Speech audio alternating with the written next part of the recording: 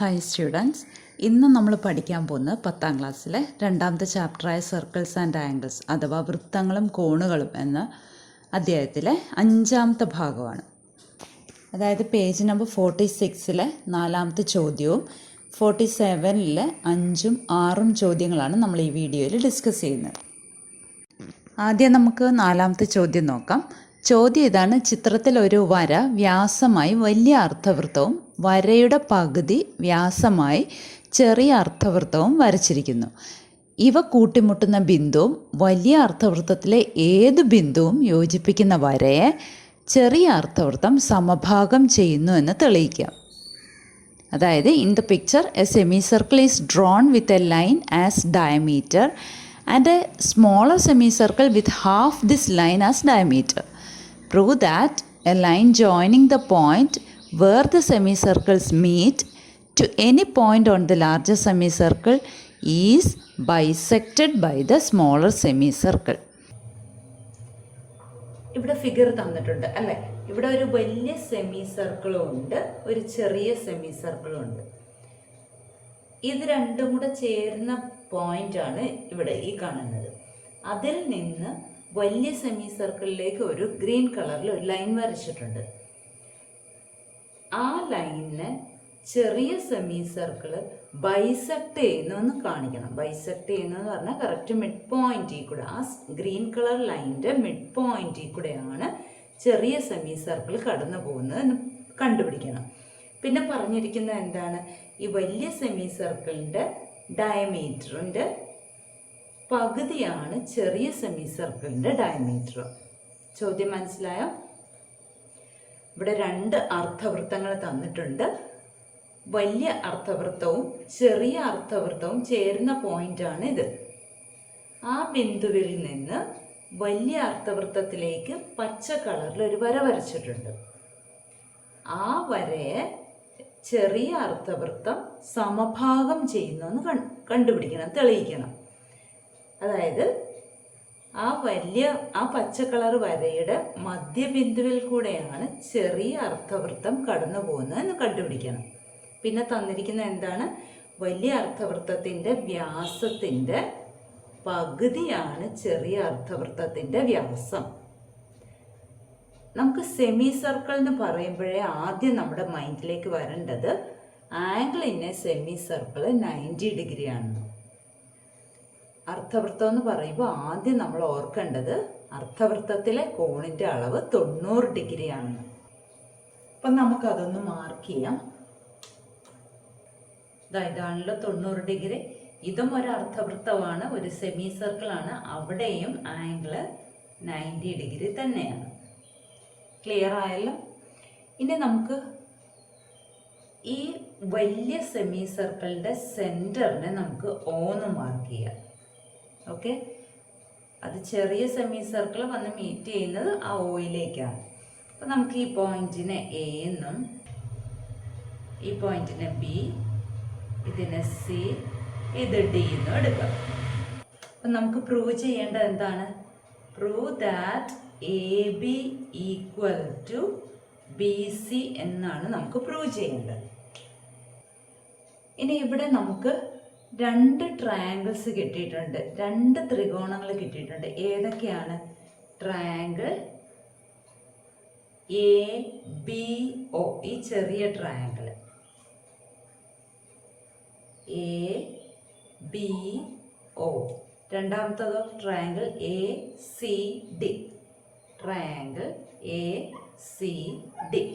ഈ 2 ത്രികോണങ്ങളാണ് നമ്മൾ ഇനി എടുത്ത് നോക്കുന്നത്. ഈ 2 ത്രികോണങ്ങളിൽ ഈ 2 കോണുകൾ 90 ഡിഗ്രിയാണ് ഇപ്പം നമുക്ക് കിട്ടിയില്ലേ? അപ്പോൾ നമുക്ക് എന്തെഴുതാം? ആംഗിൾ ABO, ചെറിയ ട്രയാങ്കിളിലെ പേരുകളൊക്കെ ഇതിൻ്റെ താഴോട്ട് എഴുതും, വലിയ ട്രയാങ്കിളിലെ പേരുകളൊക്കെ ഇതിൻ്റെ താഴോട്ട് എഴുതും. ഇതാണല്ലോ ചെറിയ ത്രികോണം, ഇതാണല്ലോ വലിയ ത്രികോണം. അപ്പോൾ angle ABO, angle ABO equal to ഏതിനോട് തുല്യമാണ്? ആംഗിൾ ACDയോട് തുല്യമാണ്.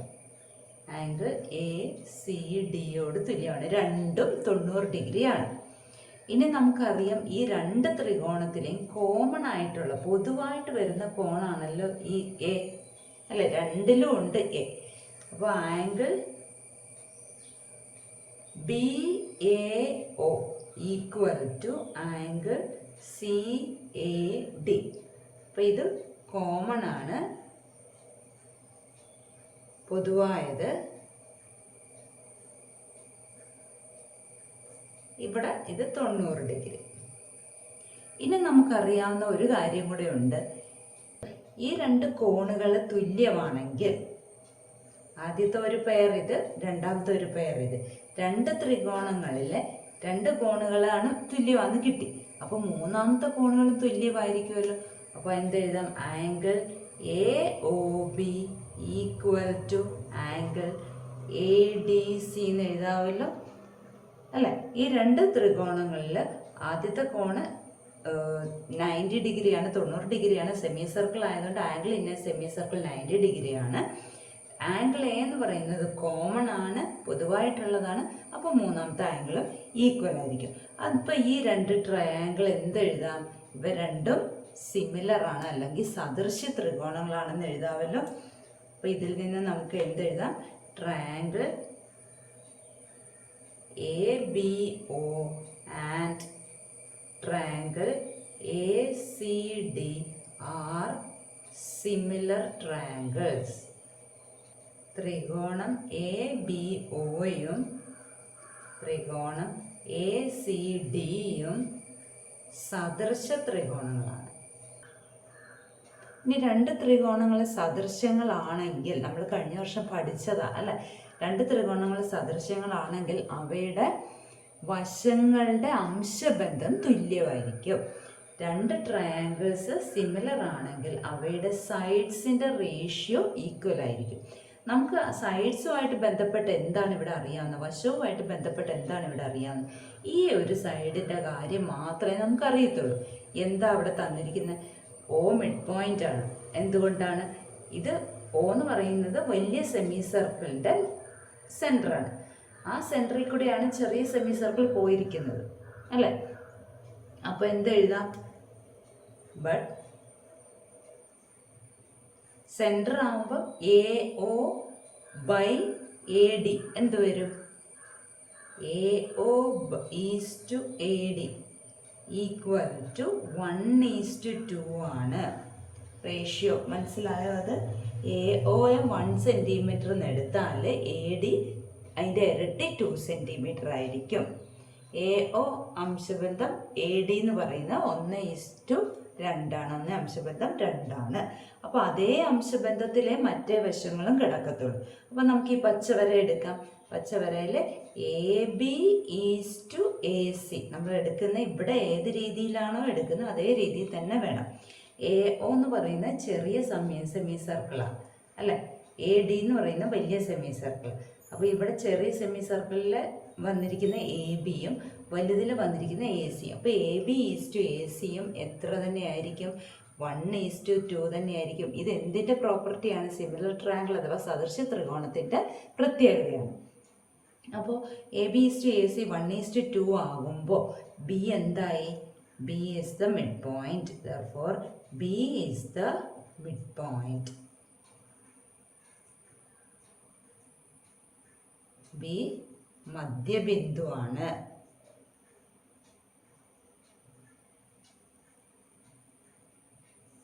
B മധ്യബിന്ദു ആയപ്പോൾ എന്തായി? അതിനെ സമഭാഗം ചെയ്യുന്നു. ദെർഫോർ എന്തെഴുതാം? The smaller semicircle bisects the green colour line, അല്ലെ? ബൈസെക്സ് ദ ലൈൻ AC എന്നെഴുതാം. സ്മോളർ സെമി സർക്കിൾ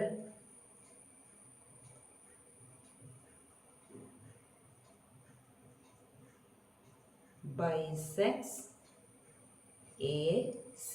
ആൻസർ ആയില്ലേ? ചെറിയ അർദ്ധവൃത്തം ACയെ സമഭാഗം ചെയ്യുന്നു എന്ന് എഴുതിയാൽ മതി. ഇനി നമുക്ക് അടുത്ത ചോദ്യം ചെയ്യാം. ചോദ്യം ഇതാണ്: ഒരു സമപാർശ്വ ത്രികോണത്തിൻ്റെ തുല്യമായ വശങ്ങൾ വ്യാസമായി വരയ്ക്കുന്ന വൃത്തങ്ങൾ മൂന്നാമത്തെ വശത്തിൻ്റെ മധ്യബിന്ദുവിലൂടെ കടന്നു പോകുമെന്ന് തെളിയിക്കുക. അതായത് prove that circle drone on the equal sides of an isosceles triangles diameters pass through the mid point of the third side. ഇവിടെ ചോദ്യത്തിൽ ഫിഗർ തന്നിട്ടുണ്ട് അല്ലേ? ആ ചോദ്യത്തിൽ എന്താ പറഞ്ഞിരിക്കുന്നത്? ഈ ട്രയാങ്കിൾ ഒരു ഐസോസിലസ് ട്രയാങ്കിൾ ആണ്. ആ ഐസോസിലസ് ട്രയാങ്കിളിൻ്റെ ഈക്വലായിട്ട് വന്ന രണ്ട് സൈഡുകൾ ഡയമീറ്റേഴ്സ് ആക്കിയിട്ടുണ്ട്. അപ്പോൾ ഇതാണ് ഒരു സൈഡ്, ഇത് രണ്ടാമത്തെ സൈഡ്. അത് രണ്ടും ഡയമീറ്റേഴ്സ് ആക്കിയിട്ടുണ്ട്. അതായത് അത് സെൻറ്ററിൽ കൂടെ കടന്നു പോകത്തുള്ളൂ. ഡയമീറ്റേഴ്സ് ആക്കിക്കൊണ്ട് രണ്ട് സർക്കിൾസ് വരച്ചിരിക്കുകയാണ്. അപ്പോൾ ആ രണ്ട് സർക്കിൾസ് മീറ്റ് ചെയ്യുന്ന പോയിന്റ് മൂന്നാമത്തെ സൈഡിൻ്റെ മിഡ് പോയിന്റിൽ കൂടെയാണ് കടന്നു പോകുന്നതെന്ന് പ്രൂവ് ചെയ്യണം. ക്വസ്റ്റ്യൻ മനസ്സിലായോ?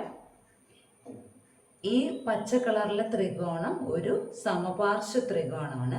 അതിൻ്റെ രണ്ട് തുല്യ വശങ്ങൾ രണ്ട് വൃത്തങ്ങളുടെ വ്യാസങ്ങളായിട്ട് വരച്ചിരിക്കുന്നു. അപ്പോൾ അത് വൃത്തത്തിൻ്റെ കേന്ദ്രത്തിൽ കൂടെ കടന്നു പോകണം. മനസ്സിലായല്ലോ? അപ്പോൾ അങ്ങനെ വരുന്ന ആ രണ്ട് വൃത്തം കൂട്ടിമുട്ടുന്ന ഒരു പോയിന്റാണ് ഇത്. അത് മൂന്നാമത്തെ വശത്തിൻ്റെ, ത്രികോണത്തിൻ്റെ മൂന്നാമത്തെ വശത്തിൻ്റെ മധ്യബിന്ദുവിൽ കൂടെ കടന്നു പോകുന്നു എന്ന് തെളിയിക്കണം. അപ്പോൾ ഞാനിവിടെ ഈ ട്രയാങ്കിളിന് പേര് കൊടുക്കുകയാണ്. അപ്പോൾ ഇവിടെ തന്നിരിക്കുന്നത് എന്താണ്? AB and AC are diameters.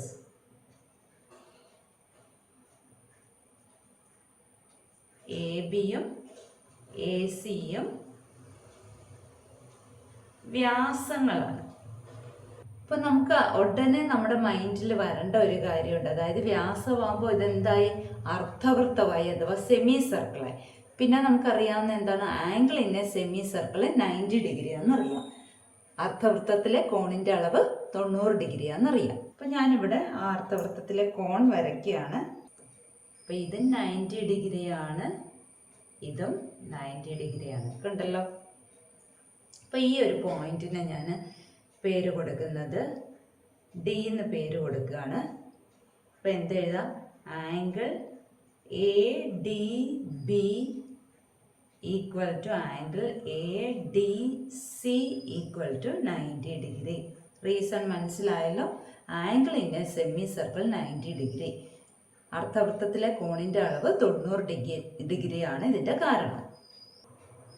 അപ്പം നമുക്കിവിടെ രണ്ട് ത്രികോണങ്ങൾ കിട്ടി അല്ലേ? രണ്ട് ട്രയാങ്കിൾസ് കിട്ടി. ഏതൊക്കെയാണ് ആ രണ്ട് ട്രയാങ്കിൾസ്? നമുക്ക് ആദ്യം എഴുതാം. ട്രയാങ്കിൾ ABDയും, അതായത് ഈ ട്രയാങ്കിളും, രണ്ടാമത്തത് ACDയും, ട്രയാങ്കിൾ ACDയും. ഈ രണ്ട് ട്രയാങ്കിൾസ് നമുക്ക് എടുത്ത് നോക്കാം. ഇതിനകത്ത് ഈക്വൽ ആയിട്ട് വന്നിരിക്കുന്ന എന്താ? ഇതൊരു ഐസോസിലസ് ട്രയാങ്കിൾ അഥവാ സമപാർശ്വ ത്രികോണമാണ് തന്നിരുന്നു. അപ്പോൾ ABയും ACയും തുല്യമാണല്ലോ. AB ആണ് ഇടതുവശത്ത് കിടക്കുന്ന ട്രയാങ്കിളിൻ്റെ അകത്തുള്ള പേര്. AB equal to AC. ഇതെന്താണ്? ഐസോസിലസ് ആണ്, സമപാർശ്വമാണ്. അതുകൊണ്ട് ഇത് രണ്ടും തുല്യമാണ്. ഇപ്പം നമുക്ക് കിട്ടിയത് എന്താണ്? ഈ കോണും ഈ കോണും തുല്യമാണ്. അപ്പോൾ angle ADB equal to angle ADC 90 ഡിഗ്രിയാണ് നമുക്ക് കിട്ടി. ഇനി AD എന്ന് പറയുന്ന രണ്ട് ട്രയാങ്കിൾസിന് കോമൺ ആണല്ലോ. AD equal to AD common എന്ന് എഴുതാമല്ലോ, പൊതുവായിട്ടുള്ളതെന്ന് എഴുതാമല്ലോ. അപ്പോൾ ഈ മൂന്ന് കണ്ടീഷൻ വെച്ചിട്ട് ഈ രണ്ട് ട്രയാങ്കിൾസ് ഈക്വൽ ആണെന്ന് പറയാൻ മേലെ. അപ്പോൾ triangle ABD equal to triangle ACD എന്ന് എഴുതാമല്ലോ. ഈ രണ്ട് ട്രയാങ്കിൾസ് തുല്യമായി. അപ്പോൾ ഈ രണ്ട് ത്രികോണങ്ങൾ തുല്യമായതുകൊണ്ട് അതിൻ്റെ മറ്റ് പെയറുകളും ജോഡികളും തുല്യമായിരിക്കും അല്ലേ? അപ്പം നമുക്ക് എന്തെഴുതാം? therefore അടുത്ത വശം ഏതാ? മൂന്നാമത്തെ വശം BDയും CDയും തുല്യമായി. BD equal to CD. അപ്പോൾ എന്തായി? D is the mid point, അല്ലെങ്കിൽ D മധ്യബിന്ദു ആയല്ലോ. അപ്പോൾ ഉത്തരവായില്ലേ? അപ്പം നമുക്ക് എന്തെഴുതാം? ആ രണ്ട് വൃത്തങ്ങളും കടന്നു പോകുന്നത് ത്രികോണത്തിൻ്റെ മൂന്നാമത്തെ വശത്തിൻ്റെ മധ്യബിന്ദുവിൽ കൂടെയാണ് എന്നെഴുതാം. So the circles passes through the mid point of the third side BC എന്നെഴുതിയാൽ മതി. ഇനി നമുക്ക് ആറാമത്തെ ചോദ്യം ചെയ്യാം. ആറാമത്തെ ചോദ്യം ഇതാണ്: ഒരു സമഭുജ സാമാന്തരികത്തിൻ്റെ 4 വശങ്ങളും വ്യാസമായി വരയ്ക്കുന്ന വൃത്തങ്ങളെല്ലാം പൊതുവായ ഒരു ബിന്ദുവിലൂടെ കടന്നു പോകും എന്ന് തെളിയിക്കുക. അതായത് prove that all the circles drone on the 4 sides of A rhombus as diameters pass through A common point. ഇവിടെ ഫിഗർ തന്നിട്ടുണ്ട്. ഇവിടെ നമ്മളോട് പറഞ്ഞിരിക്കുന്നത് എന്താണ്? ഇതൊരു റോംബസ് അഥവാ സമഭുജ സാമാന്തരികമാണ്. ഇപ്പോൾ റോംബസിൻ്റെ പ്രത്യേകതകളൊക്കെ അറിഞ്ഞിരിക്കണം. എന്താണ്? 4 വശങ്ങളും തുല്യമാണ്. ഇനി നമുക്കിവിടെ തെളിയിക്കേണ്ടത് എന്താണ്? 4 സർക്കിളുകളുണ്ട് അല്ലേ? ആ 4 സർക്കിളുകളും ഈ ഒരൊറ്റ കോമൺ പോയിന്റിൽ കൂടെ കടന്നു പോകുന്നെന്ന് തെളിയിക്കണം. പിന്നെ എന്താ തന്നിരിക്കുന്നത്? ഈ റോംബസിൻ്റെ ഓരോ സൈഡുകളും ഓരോ സർക്കിളിൻ്റെയും ഡയമീറ്ററാണ്.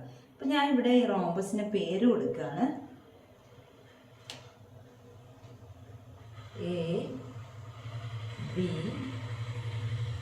ABCD. അപ്പോൾ ഈ AB എന്ന് പറയുന്ന വശം ആദ്യത്തെ വൃത്തത്തിൻ്റെ വ്യാസവും, BC എന്ന് പറയുന്നത് ഈ രണ്ടാമത്തെ ഈ താഴെ കിടക്കുന്ന വൃത്തത്തിൻ്റെ വ്യാസവും, CD എന്ന് പറയുന്നത് ഈ വലതുവശത്ത് താഴെ കിടക്കുന്ന വൃത്തത്തിൻ്റെ വ്യാസമാണ്, AD എന്ന് പറയുന്നത് ഈ മുകളിൽ കിടക്കുന്ന വലതുവശത്തെ വൃത്തത്തിൻ്റെ വ്യാസമാണ്. അപ്പോൾ വ്യാസം അഥവാ ഡയമീറ്റർ എന്ന് പറയുമ്പോഴേ ഞാൻ നേരത്തെ ക്വസ്റ്റ്യനിൽ പറഞ്ഞു നമ്മുടെ മൈൻഡിലേക്ക് വരേണ്ട എന്താണ്? Angle in a semicircle 90 ഡിഗ്രിയാണ്. അപ്പോൾ നമുക്കിവിടെ ആ ഒരു ആംഗിളിനെ നമുക്ക് ഉണ്ടാക്കാം. ഇവിടെ 4 ഡയമീറ്റേഴ്സ് ഉണ്ട്. അപ്പോൾ 4 സെമി സർക്കിൾസും ഉണ്ട്. അപ്പോൾ 4 ആംഗിൾസ് ഫോം ചെയ്യും അല്ലേ?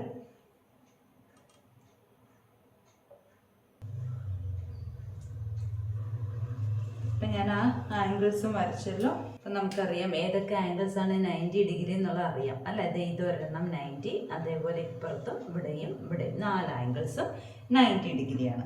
അപ്പോൾ ഈ മീറ്റ് ചെയ്യുന്ന പോയിന്റിനെ ഞാൻ P എന്ന് പേര് കൊടുക്കുവാണ്. ഇവിടെ P എന്ന് എഴുതി ഈ മീറ്റ് ചെയ്യുന്ന പോയിന്റ്. ഇനി നമുക്ക് 2 ട്രയാങ്കിൾസ് വെച്ചിട്ട് നമുക്ക് ചെയ്യാം. അതായത് ഈ ഒരു ട്രയാങ്കിളും ഈ ഒരു ട്രയാങ്കിളും ഇത് രണ്ടും വെച്ചിട്ട് ചെയ്യുകയാണെങ്കിൽ നമുക്കറിയാം നമ്മുടെ പ്രീവിയസ് ക്വസ്റ്റ്യനിൽ 5ാമത്തെ ക്വസ്റ്റ്യനിൽ നമ്മൾ ഇതിൻ്റെ പകുതി എടുത്ത് നമ്മൾ ചെയ്തതാണ് അല്ലേ? അപ്പോൾ എന്താ നമുക്ക് കിട്ടിയത്? ഇവിടെ ഇത് രണ്ടുമാണ് മുകളിലത്തെ മാത്രമായി എടുക്കുന്നതെങ്കിൽ നമ്മൾ തെളിയിച്ചത് എന്താണ്? P മിഡ് പോയിന്റ് ആണെന്ന് തെളിയിച്ചു അല്ലേ? P മിഡ് പോയിന്റ് എന്ന് പറഞ്ഞാൽ BPയും DPയും തുല്യമാണ് അല്ലേ? അതേപോലെ നമുക്ക് ഇത് രണ്ടും കൂടെ എടുക്കാം. ഇത് രണ്ടും കൂടെ എടുക്കുമ്പോൾ അവിടെയും P മിഡ് പോയിന്റ് ആണ്. ആരുടെ? AC-യുടെ മിഡ് പോയിന്റ് ആണ് നമുക്ക് കിട്ടി. കാരണം എന്താണ്? ഇതൊരു റോംബസ് ആണ്. റോംബസിന്റെ ഈ മുകൾ ഭാഗം മാത്രം നമ്മൾ എടുക്കുകയാണെങ്കിൽ അതൊരു ഐസോസിലസ് ട്രയാങ്കിൾ അല്ലേ? അതേപോലെ ഇവിടെ ഇങ്ങോട്ടുള്ളത് മാത്രം എടുത്താലും അതും ഒരു സമപാർശ്വ ത്രികോണം അഥവാ ഐസോസിലസ് ട്രയാങ്കിൾ ആണ്. അപ്പോൾ മിഡ് പോയിന്റ് ആയിട്ട് നമുക്ക് കിട്ടും. അപ്പോൾ നമുക്ക് എന്താ? 2 മിഡ് പോയിന്റ്സിൽ കൂടെ ഈ AC-യും BD-യും മിഡ് പോയിന്റ്സിൽ കൂടെ കടന്നു പോകുന്നത് നമുക്ക് അവിടെ നിന്ന് കിട്ടും. പക്ഷെ നമുക്ക് ആദ്യം ഈ 2 ട്രയാങ്കിൾസ് എടുക്കാം. അപ്പം നമുക്ക് സെമി സർക്കിൾ ആണെന്ന് പറഞ്ഞു അല്ലേ? ഈ ട്രയാങ്കിളിലെ AB അതിൻ്റെ ഡയമീറ്ററാണ്, വ്യാസമാണ്. അപ്പോൾ ഈ ആംഗിള് 90 ഡിഗ്രിയാണ്. AD ഈ സർക്കിളിലെ ഡയമീറ്ററാണ്, വ്യാസമാണ്. അപ്പോൾ ഈ ആംഗിള് 90 ഡിഗ്രിയാണ്. അപ്പോൾ ഇത് രണ്ടും നമ്മൾ എടുക്കുമ്പോൾ ഈ 2 കോണുകളുടെ അളവുകളുടെ തുക 180 ആണല്ലോ അല്ലേ? അതിലൊരു പോയിന്റ് ആണല്ലോ P. ഈ P എന്ന് പറയുന്ന പോയിന്റ് ഇതല്ലേ? ഈ 4 വൃത്തങ്ങളും കൂടെ കൂട്ടിമുട്ടുന്ന പോയിന്റാണ് P. അപ്പം നമുക്ക് എന്തെഴുതാം? Angle APB. ആംഗിൾ APB 90 ഡിഗ്രിയാണ്. Angle in a semicircle 90 degree ആയതുകൊണ്ട് പ്ലസ് ആംഗിൾ APD ഈ ട്രയാങ്കിളിലെ കോണ് angle in a semicircle അതും 90 ഡിഗ്രിയാണ്. അത് രണ്ടും കൂടെ കൂട്ടുമ്പോൾ എത്ര വന്നു? 90 + 90 = 180 ഡിഗ്രി എന്ന് എഴുതാമല്ലോ. പിന്നെ ഈ ബി ഡി ഒരു സ്ട്രെയിറ്റ് ലൈൻ ആണല്ലോ അല്ലേ? അതിലൊരു പോയിന്റ് അല്ലേ പി? ഈ ബി ഡി സ്ട്രെയിറ്റ് ലൈൻ എങ്ങനെയാ കിട്ടിയത്? ഇത് 180 ആകുമ്പോൾ ഇത് രണ്ടും കൂടെ കൂട്ടുമ്പോൾ 180 ആയതിൻ്റെ അർത്ഥം എന്താണ്? B D is A straight line. Therefore B D is A straight line. B D ഒരു നേർവരയാണ്.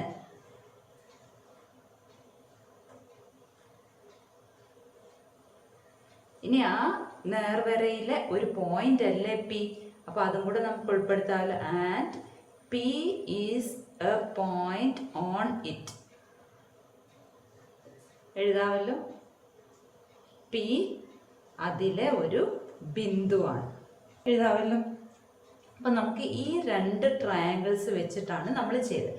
അതേപോലെ തന്നെ നമുക്ക് ഈ രണ്ട് ട്രയാങ്കിളും എടുക്കാമല്ലോ. അപ്പം ഇതും കൂടെ നമുക്ക് എടുക്കാം. ഞാൻ ടിക്ക് മാർക്ക് ഇടുന്ന ശ്രദ്ധിക്കുക. അപ്പോൾ അതിനകത്ത് നേരത്തെ ഞാൻ പറഞ്ഞു എ ബി ഒരു വ്യാസമാണ്, ഡയമീറ്റർ ആണ്, അതുകൊണ്ട് ഈ ആംഗിൾ 90 ഡിഗ്രിയാണ്. അതേപോലെ ബി സിയും ഒരു ഡയമീറ്റർ ആണ്, വ്യാസമാണ്. അപ്പോൾ ഈ ആംഗിൾ മാർക്ക് ചെയ്ത് കാണിക്കാം. ഈ ആംഗിളും 90 ഡിഗ്രി ആണല്ലോ. അപ്പം നമുക്ക് അത് രണ്ടും കൂടെ കൂട്ടുമ്പോൾ 180 കിട്ടുകയല്ലേ. അപ്പോൾ അതിൻ്റെ പേരുകൾ നമുക്ക് എഴുതാം. Angle A P B. താഴത്തെ ട്രയാങ്കിളിൽ angle B P C.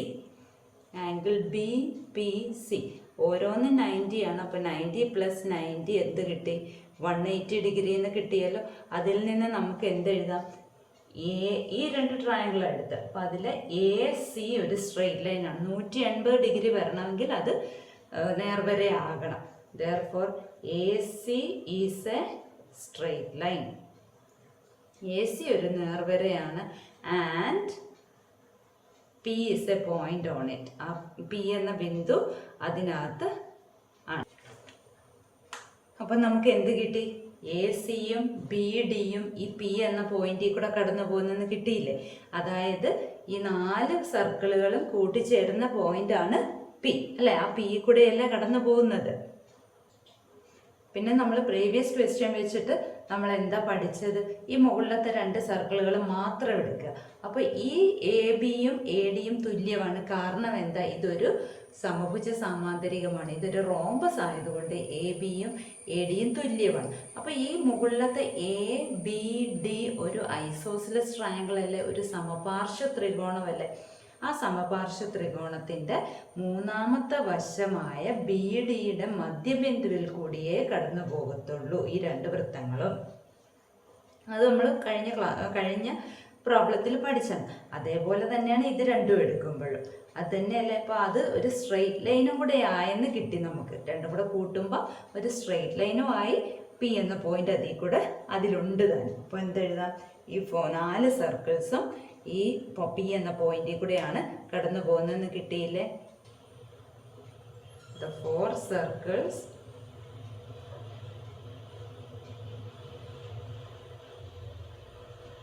passing through the point P.